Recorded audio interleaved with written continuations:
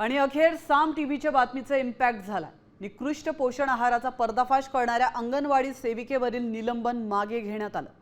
अंगणवाडी सेविका देवयानी पारधी यांच्यावरील निलंबनाची कारवाई अखेर मागे घेण्यात आली आहे। चिमुकल्यांना दिल्या जाणाऱ्या आहाराचा दर्जा खालावल्याने आणि तो दर्जा कसा खालावलेला आहे, हे पोषण आहार कसं निकृष्ट आहे हे दाखवल्याने त्यांचं निलंबन केलं होतं। मात्र साम टीव्हीवर ही बातमी दाखवताच निलंबन त्यांचं मागे घेण्यात आलंय। त्यांना वारंवार पत्र म्हणजे सांगितलं गेलं की असं करायचं नसतं, असं करू नका।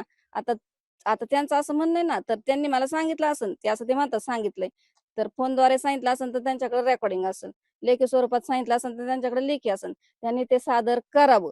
आणि ते जर खरं असेल तर त्यांनी जी माझ्यावर कारवाई केली त्याला मी पात्र राहील। आंबेगाव तालुक्यातील नंबरवाडी येथील अंगणवाडी सेविका ताई आमच्या देवयानी पारधी यांनी एक व्हिडिओ पोस्ट केला। त्या संदर्भात त्यांनी पोस्ट केल्यानंतर त्यांच्यावर तातडीने निलंबनाची कारवाई केली होती।